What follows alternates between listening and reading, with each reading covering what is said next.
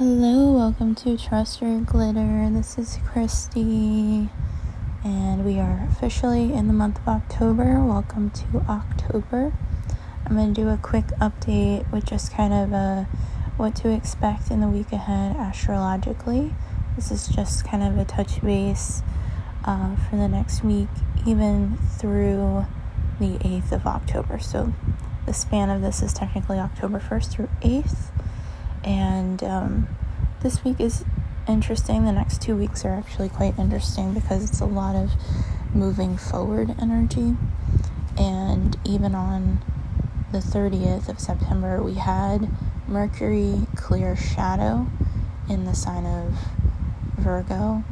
And this is kind of one of those things where Mercury retrograde has the span where Mercury's retrograde, Mercury goes direct, and then Mercury clears the degree at which Mercury started that retrograde at. So anytime there's any retrograde in any planet, we have the full span of the cycle.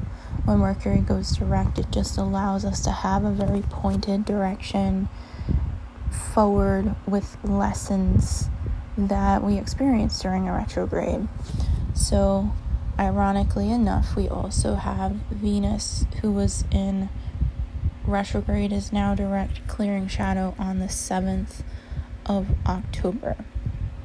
So for a recap, Venus was retrograde from 28 degrees to 12 degrees Leo, and on the 7th will clear shadow at 28 degrees Leo. So that means that the yads we experienced, or the finger of God, which is kind of this very pointed, directed energy throughout the retrograde. So this was when Venus was in the late 20s, and even prior to the retrograde on July 22nd. So that those first 2 weeks we were experiencing kind of this very faded energy. We're going to be experiencing these yads again, and have been, but in a more pointed way this week between Neptune, Pluto, and Venus. So it's also interesting because Lilith is going to be moving forward as well as Venus this week, and both of them were moving hand in hand in the sign of Leo for much of the summer months.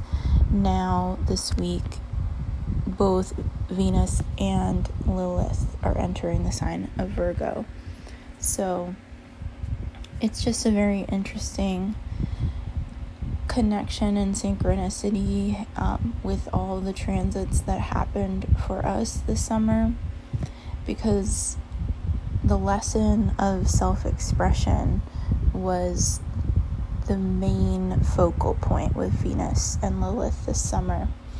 And let me just get up into the ephemeris very quickly. There we go. I just want to make sure I get dates completely right. So on the 4th, we have Mercury entering the sign of Libra. That's at 8:08 p.m. Eastern Standard Time. So Mercury clearing shadow this weekend is also very helpful, because as Mercury clears their shadow, Mercury's entering a Venusian sign. And as we're in Libra season this week, this dynamic of moving forward and revisiting brings us a choice. And I think with the full moon on Friday in Aries, we are being asked to take that energy of self-direction, victory after battle. And I'm continuing with the tarot card, the Princess of Wands, because that is the card I pulled with the full moon.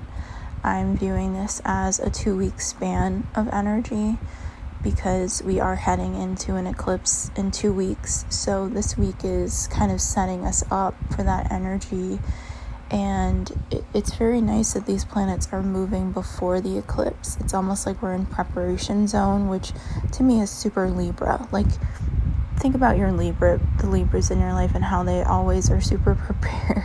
Most Libras are preparing in their minds for something. Like, whether you know it or not, you could be sitting with a Libra and they're like planning 1,000 things in their head. So I think it's very important to note that Mercury is here, and it's kind of those things where we're planning 1,000 things in our head at one time. And then the other thing is, we have a last quarter moon in the sign of Cancer at 13 degrees on October the 6th. Now, this quarter moon is giving us that in-between energy.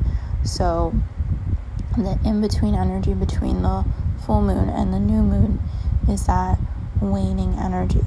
So as we lead out of October 6th, we're going to start feeling that moon pull closer and closer and closer, or phase closer and closer and closer to the new moon, heading into the balsamic phase.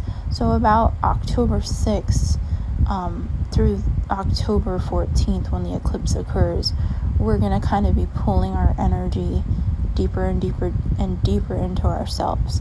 So what's going to help us here is the fact that Mercury and Mars are in some pretty chatty signs, even though Venus is also on the 8th entering Virgo. So, and then also Lilith moved into Virgo before Venus on the 3rd of October. So with Venus in the sign of Virgo, and Mercury in the Venusian sign of Libra, and Mars in the Venusian sign of Libra, and an approaching eclipse in the sign of Libra, there is this weighing the scales energy in our minds. However, there's a practical aspect with Venus here. She really wants to get down to the core of the matter.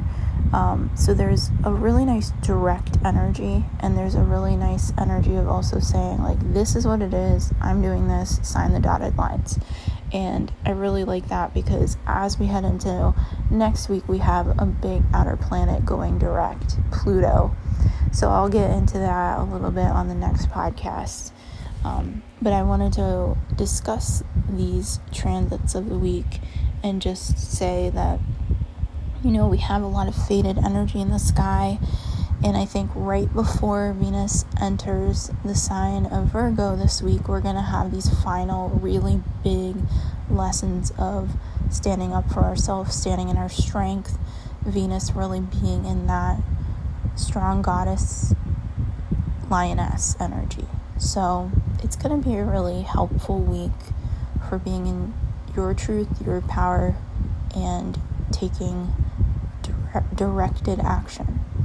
So I hope you have a great week ahead. This is just a short touch base Trust Your Glitter episode. Christy Belich. You can find me on all social media. Trust Your Glitter. Christy Belich with a K. Have a great week.